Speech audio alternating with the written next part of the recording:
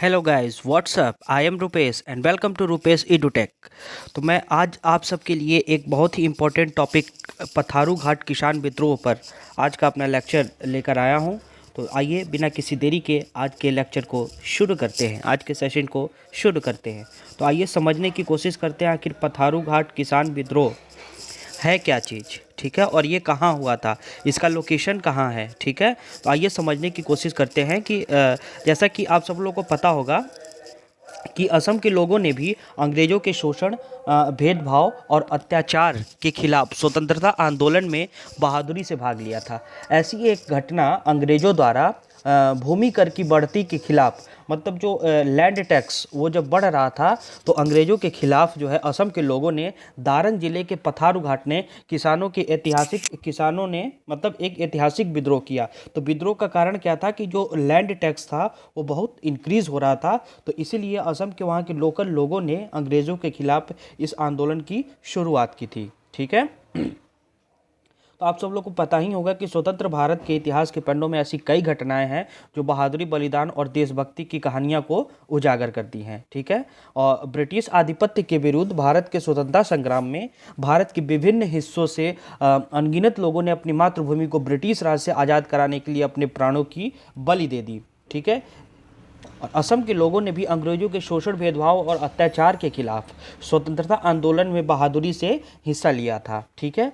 ऐसी ही एक घटना, जैसा कि मैंने आप सब लोगों को पहले बताया कि लैंड टैक्स को in land due to the increment in land tax the local people of Assam, ठीक है, वहाँ के लोकल कम्युनिटी ने एक अंग्रेजों के खिलाफ एक किसान विद्रोह की शुरुआत की, ठीक है। तो आइए सबसे पहले जानते हैं कि जो पथारू घाट है, पथारू घाट का लोकेशन क्या है, पथारू घाट करंट में कहाँ स्थित है। तो पथारू घाट जो स्थित है वो असम जो हमारा डिस्ट्रिक्ट है, असम के दारंग जिले में, असम के दारंग जिले में एक छोटा सा गांव है। और गुवाहाटी से इसका डिस्टेंस कितना पड़ता है, गुवाहाटी से पथारू घाट का डिस्टेंस 60 किलोमीटर पड़ता है। गुवाहाटी से पथारू घाट का डिस्टेंस कितना पड़ता है, 60 किलोमीटर पथारू घाट का डिस्टेंस पड़ता है। तो आइए समझने की कोशिश करते हैं कि पथारू घाट किसान विद्रोह का कारण क्या था। मतलब कारण से पहले समझते हैं कि पथारू घाट किसान विद्रोह है क्या। तो आप सब लोग को पहले पता होगा कि जलियांवाला बाग हत्याकांड से 25 साल पहले की अगर हम बात करें तो 28 जनवरी 1894 में 100 से ज़्यादा किसान अंग्रेजों की गोली का शिकार हो गए थे। मतलब अंग्रेजों ने किसानों को गोली से मार दिया था। यह घटना आसाम के पथारू घाट या पथारी घाट, कुछ लोग भी कहते हैं, पथारू घाट कहिए या पथारी घाट कहिए, में हुई थी। इस दिन किसान जो हैं अंग्रेजों के खिलाफ प्रदर्शन कर रहे थे। अंग्रेजों ने क्यों गोलियां चलाई थी, तो अंग्रेजों ने इसलिए गोलियां चलाई थी क्योंकि किसान जो है अंग्रेजों के खिलाफ प्रदर्शन कर रहे थे। अंग्रेज सैनिकों ने क्या किया कि इन किसानों पर गोलियां चलाने का हुक्म दे दिया, जिसकी वजह से कई किसानों को अपनी जान तक गंवानी पड़ी। मतलब वो वीर गति को प्राप्त हो गए। वो क्या हो गए, वीर गति को प्राप्त हो गए, या कह सकते हैं वो अंग्रेज सैनिकों ने उनके मृत्यु के घाट उतार दिया। तो आइए अब समझने की कोशिश करते हैं कि पथारू घाट किसान विद्रोह के कारण क्या है। मेन जो कॉज है उसको समझने की कोशिश करते हैं, आखिर पथारू घाट किसान विद्रोह हुआ क्यों। तो अगर हम बात करें एक न्यूज़पेपर में छपी आर्टिकल इंडियन एक्सप्रेस के अनुसार, तो 1826 में ब्रिटिश द्वारा असम पर कब्जे के बाद, जैसे ब्रिटिशर्स ने असम पे, ये नॉर्थ ईस्ट का इलाका है, तो असम ने ब्रिटिशर्स ने क्या किया था, असम पर कब्जा कर लिया था। इस राज्य की बृहद भूमि का सर्वेक्षण शुरू हुआ। मतलब इस राज्य ये जो असम राज्य था उसका जो मतलब ज़्यादातर एरिया था उसका क्या हुआ, सर्वेक्षण शुरू हुआ। इस तरह से सर्वेक्षण के आधार पर अंग्रेजों ने भूमि पर पहले सर्वेक्षण शुरू कर दिया, उसके बाद भूमि पर जो है कर लगाना शुरू कर दिया, जिस कारण से किसानों में असंतोष फैला।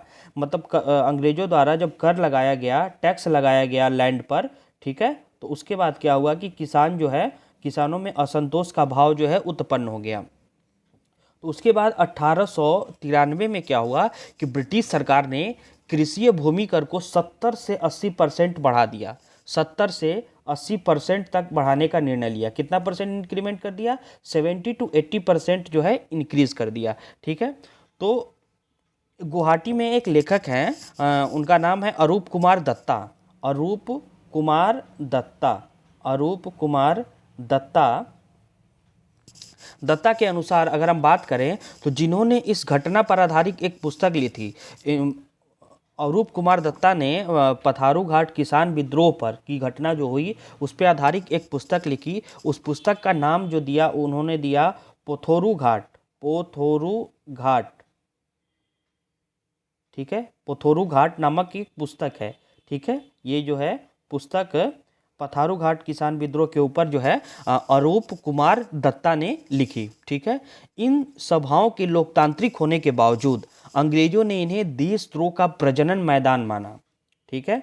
एक एक शब्द को ध्यान से समझिएगा। इसलिए जब भी कोई रैज मेल होता था, ठीक है, तो अंग्रेज उसको खदेड़ने के लिए भारी हाथ से या तैयारी के साथ आते थे, ठीक है। और उन्होंने कहा कि एक अन्य प्रोफेसर कमलाकांत डेका के अनुसार, एक और प्रोफेसर हैं कमलाकांत डेका के अनुसार 28 जनवरी 1894 को, 28 जनवरी 1894 को ऐसा ही हुआ था जब ब्रिटिश अधिकारी किसानों की शिकायत को सुनने से इनकार कर रहे थे, ठीक है। तब वहाँ माहौल गर्म हो गया था और फिर लाठीचार्ज हुआ। इसके बाद किसानों पर गोलीबारी हुई जिसमें मौजूद कई किसानों की मौत हो गई, गोलीबारी हुई। उसके तत्पश्चात क्या हुआ कि कई किसानों की मृत्यु हो गई। औपनिवेशिक प्रशासन द्वारा क्या हुआ कि लगाए गए भू राजस्व में वृद्धि के विरोध में किसान बड़ी संख्या में बाहर आ गए। जब देखे किसान की उन पे बेवजह जो है लाठियां बरसाई जा रही हैं और गोलियां चलाई जा रही हैं, तो औपनिवेशिक प्रशासन द्वारा जो लैंड टैक्स को इंक्रीज़ किया गया था 70 to 80% तक जो लैंड टैक्स को इंक्रीज़ किया गया था, इसके खिलाफ जो है किसान एकत्रित होने लगे।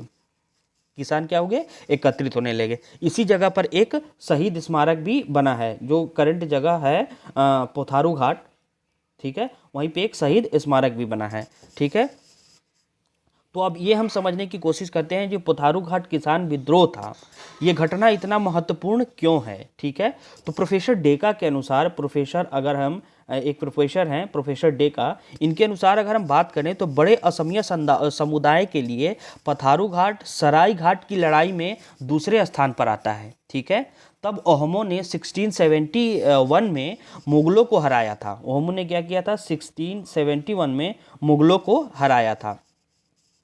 यह असम के समुदाय के लिए बेहद प्रेरणादायक था। जब ओहमों ने क्या किया था? मुगलों को हराया था। तो ये जो घटना थी वो असम के समुदाय के लिए क्या थी? बेहद प्रेरणादायक थी, ठीक है। कई लेखकों के अनुसार, अब लेखक हैं अलग अलग अपनी अपनी राय विचार रखते हैं, तो कई लेखक के अनुसार पथारू घाट किसान विद्रोह एक शांतिपूर्ण विद्रोह और सबने अवज्ञा आंदोलन का, ठीक है, जो गांधी जी ने शुरू किया था, सबने अवज्ञा आंदोलन, सिविल डिसओबीडिएंट मूवमेंट, उसका जो है अग्रदूत था, जिसे बाद में महात्मा गांधी द्वारा प्रचारित किया गया था, ठीक है। अरूप कुमार दत्ता ने अपनी पुस्तक की शुरुआत में लिखा है कि पूर्व कांग्रेस के इतिहास में कुछ मौके में से एक अखिल भारतीय साम्राज्यवाद विरोधी किसान आंदोलन था, जब एक अच्छी तरह से परिभाषित नेतृत्व की अनुपस्थिति में जनता ने खुद को संगठित किया, अंग्रेजों के निरंकुश नेतृत्व का विरोध भी किया था, ठीक है। इस घटना ने भारत के स्वतंत्रता आंदोलन को एक नई दिशा दी। पथारू घाट की जो घटना थी, उस घटना ने भारत की स्वतंत्रता आंदोलन को एक नई दिशा और दशा देने का काम किया। कई निर्दोष किसानों की मौतों ने ब्रिटिशर्स के खिलाफ स्वतंत्रता संग्राम को और मजबूत किया। पथारू घाट के शहीदों को हमेशा उनकी बहादुरी और उनकी मातृभूमि के लिए बलिदान के लिए इतिहास के सुनहरों पन्नों में आज भी याद किया जाता है, ठीक है। तो ये कुछ मोटे मोटे तौर पर जानकारी थी पथारू घाट किसान विद्रोह के बारे में, ठीक है। तो आइए समझने की कोशिश करते हैं कि कृषक स्वाहिद दिवस कब और क्यों मनाया जाता है, ठीक है। तो कृषक स्वाहिद दिवस है जो 28 जनवरी 2001 को सेना द्वारा एक स्तंभ स्थल बनाया गया था और असम के पूर्व राज्यपाल ए.के. सिन्हा द्वारा इसका अनावरण किया गया था। असम के पूर्व राज्यपाल ए.के. सिन्हा द्वारा इसका अनावरण किया गया था। हर साल 28 जनवरी को, हर साल क्या है? 28 जनवरी को सरकार और स्थानीय लोग कृषक स्वाहिद दिवस मनाते हैं। कृषक स्वाहिद दिवस में भाग लेते हुए सीएम सोनोवाल ने औपनिवेशिक शासकों के खिलाफ लड़ाई में किसानों के बलिदान और वीरता को याद किया। वहाँ के सीएम जो कौन है? सीएम सोनोवाल हैं, सीएम सोनोवाल, ठीक है।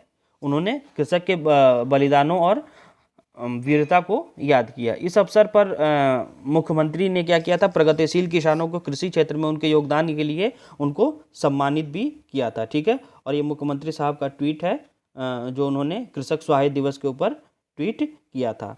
तो इस तरीके से आज का मैं अपना लेक्चर यहीं पे ख़त्म करता हूँ। मेरा ये लेक्चर आप सबको अच्छा लगा हो तो मेरे चैनल को, मेरे वीडियो को लाइक, शेयर और सब्सक्राइब करना ना भूलें। और हाँ, एक बहुत इंपॉर्टेंट सूचना मैं आप सबको देना चाहता हूँ कि अगर आप मेरे लेक्चर्स का पीडीएफ, अगर इस लेक्चर का चाहे कोई भी लेक्चर हो उसका पीडीएफ अगर आप सब लेना चाहते हैं तो मेरे टेलीग्राम चैनल, ठीक है, रुपेश ईडुटेक